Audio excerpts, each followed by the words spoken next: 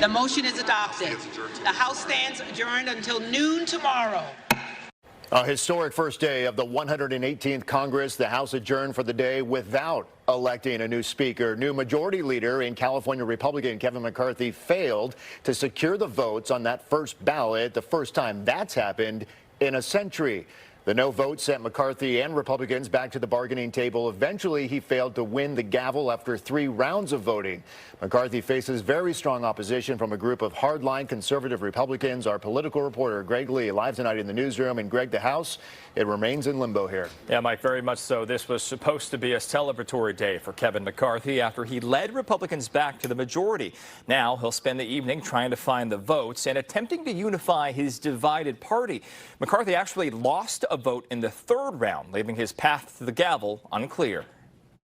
The 118th Congress began in Washington, D.C., with Republicans taking control of the House. But before lawmakers can be sworn in and get to the business of governing, they must elect a speaker. What we're seeing is the slow rollout of the civil war within the party in terms of its direction and where it's going that began in the aftermath of the November midterms. House Republican leader and California Congressman Kevin McCarthy fighting for the gavel and at odds with hardline conservatives in his party. We may have a battle on the floor, but the battle is for the conference and the country, and that's fine with me. A speaker has not been elected. With 19 defectors, McCarthy failed to get the votes he needed in the first round. The first time in 100 years the speaker vote has gone to multiple ballots. This despite weeks of him lobbying and offering concessions, including one that would allow 5 lawmakers to force a vote to oust the speaker at any time. The differences between Joyce and Jordan or Biggs and Bacon, they pale in comparison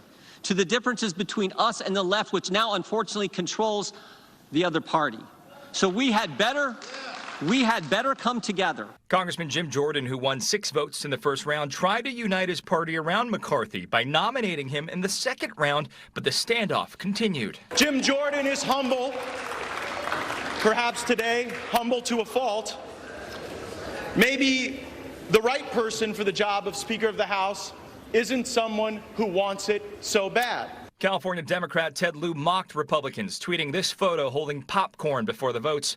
For their part, the minority party nominated Hakeem Jeffries and voted as a bloc. We are unified behind a speaker who will continue that progress despite the chaos on the other side. After the House failed to elect a speaker on the 3rd ballot, they adjourned. If McCarthy can break through the stalemate, analysts say the question is what will the speakership look like and how long can he hold the gavel? Can he lead the caucus forward? And leading the caucus forward is very difficult, right? It took down John Boehner. It took down Paul Ryan. The caucus has shifted farther to the right since that time.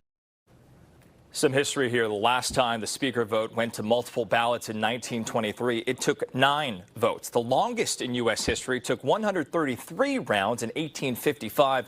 Well, and that took 2 months. The House returns for more votes at 9 a.m. our time tomorrow.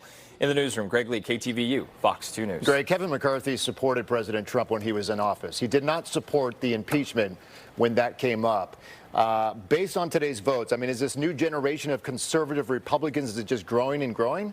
Yeah, Mike, when you talk about this group of hardliners, they want certain committee appointments. They want to see concessions made in the form of how the rules are changed within the House. Kevin McCarthy has said for his part he's given all that he can, but certainly at this point those conservatives want to see more, or some of them don't believe Kevin McCarthy will be their guy regardless. So this is something we will certainly watch tomorrow and perhaps even the days to come. And I know House Republicans, they're eager to go after President Biden, but they need a speaker first. Maybe tomorrow. We'll see. Greg Lee, live tonight in the newsroom. Greg, thank you.